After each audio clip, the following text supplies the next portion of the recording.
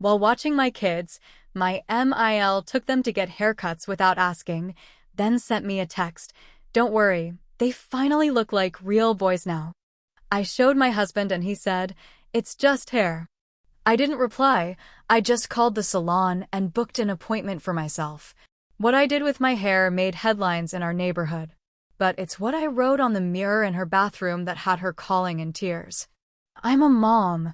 That comes first. Before anything else, before the job I left behind, before the woman I used to be, I'm a mom to Caleb and Jonah. They're 5 and 3. They're loud, messy, sweet, stubborn, and completely their own people. And they loved their hair. Caleb had long, golden curls that bounced when he ran. Jonah had darker, wavy hair that curled at the ends like little commas framing his face. People would stop us in the grocery store to tell me how cute they were. And yeah, sometimes they'd say things like, "Oh, what lovely girls." And I'd just smile and correct them. No big deal. The boys didn't care. They liked how their hair felt, how it looked. That was enough for me. My mother-in-law, Sharon, didn't see it that way. She's the kind of woman who believes in rules. Boys do this. Girls do that. She thinks kids should be quiet, parents should be grateful, and everyone should agree with her. She's never liked how I do things. Not how I feed them, dress them, or let them choose their own style. But the hair? That was the one she really couldn't let go. She'd comment all the time. Those curls are gonna confuse people. When are you going to cut that mop? Little boys shouldn't look like little girls. I ignored it. I kept the peace. I thought if I stayed calm, she'd back off eventually. I was wrong. A couple weeks ago, Mark and I had a wedding to go to in Omaha. Just one night. Sharon offered to watch the boys. She said it'd be good for them to spend time with Grandma. I hesitated. I really did. But Mark insisted. She's their grandmother. It'll be fine. We left Saturday morning. Kissed the boys goodbye, said we'd be back the next day. I told Sharon their bedtime, their favorite snacks, even what pajamas they liked. I didn't say anything about hair. I didn't think I needed to. When we pulled into the driveway Sunday afternoon, I saw them standing on the front lawn. And my stomach dropped. 2 buzz cuts. Clean. Rough. Like someone had taken a razor and mowed down every bit of softness on their heads. I didn't recognize them at first. I mean, I knew they were mine, but they didn't look like my boys. They were smiling. Excited. Caleb yelled, "Mom, look." Jonah ran in circles. I forced myself to smile. I hugged them. I told them they looked handsome. But inside, I was shaking. I looked at Sharon. She just stood there on the porch like she was proud of herself. Like she'd fixed something. I didn't say a word to her. I went inside with the boys, gave them snacks, turned on a movie. I was still in shock. Still trying to catch my breath. Then my phone buzzed. A text. From Sharon. Don't worry. They finally look like real boys now. I didn't answer. I showed it to Mark. He read it, shrugged, and said, "It's just hair." That's all he said. Like this was normal. Like this was fine. I didn't scream. I didn't cry. I didn't even fight. I walked into the other room, picked up the phone, and called the salon.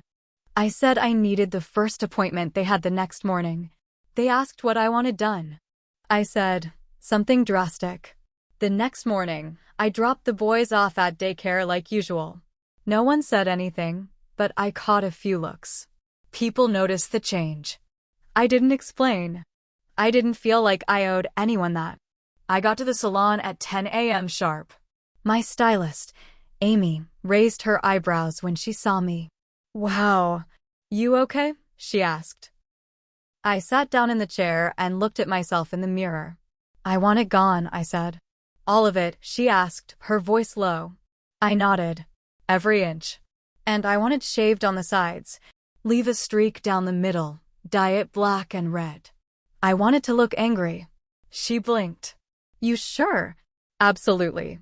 She didn't say another word. Just got to work. It took an hour. When I stood up, I barely recognized myself. My long, soft brown hair gone. In its place was a hard, aggressive look that screamed I was done being walked on. I paid, tipped well, and left. The reaction was instant. The woman at the grocery store flinched when she saw me. My neighbor across the street stared. I could feel the whispers behind me in the parking lot. I didn't care. Later that afternoon, I picked up the boys. Their eyes lit up. "Whoa! Mommy, you look like a rock star," Caleb yelled. Jonah said, "Can I have hair like that too?" I laughed. "Maybe when you're older." When we got home, Mark was in the kitchen. He turned around, froze, and just stared at me. "Jesus," he said. "What the hell did you do?" I leaned against the doorway. "You said it's just hair, right?"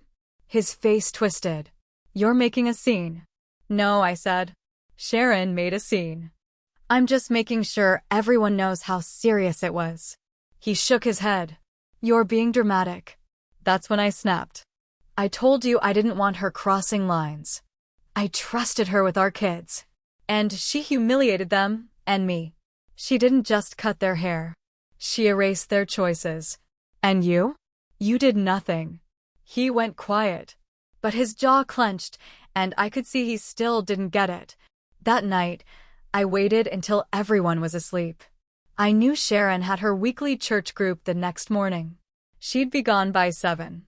At 7:15, I drove over to her house. I had a key. She gave it to me years ago, just in case. I walked in, headed straight to her master bathroom, and pulled out the red lipstick I'd brought with me. I looked at my reflection for a moment.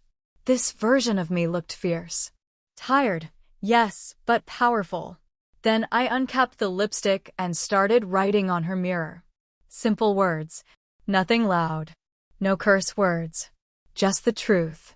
You cut their hair to feel powerful. You don't have power here anymore. Stay out of my choices, my children, and my home. I left the lipstick tube on the sink. Locked the door behind me. And went home. Add more story twist, but still keep the details consistent. No ending yet by 9 a.m. My phone was blowing up. 3 missed calls from Sharon. Then a 4th. Then a text. "What the hell did you do to my mirror?" I didn't reply. Another text. "You broke into my house? Are you insane?" Then the calls started again. I muted the phone and kept feeding the boys their cereal. Mark came into the kitchen rubbing his eyes. "Your mom's been calling me nonstop. What happened?" I didn't even look up. "She got my message." "What kind of message?" "She'll tell you." Later that day, when he finally called her back, I heard them arguing through the walls. She was screaming. I could hear her word for word. "She's out of control. She broke into my home. She vandalized my mirror like a teenager on drugs." Mark didn't defend me. Not once. He just kept saying, "I'll talk to her. I'll deal with it." He never did. Instead, he told me I'd gone too far. That it was just a haircut, and now I was making things worse. That I was the problem. So I made a decision. I started sleeping in the guest room. I told him I needed space, and I meant it. I wasn't sure if I was done with the marriage, but I was done playing nice. And then came the twist I didn't see coming. The director at Caleb and Jonah's daycare pulled me aside at pickup. She looked uncomfortable.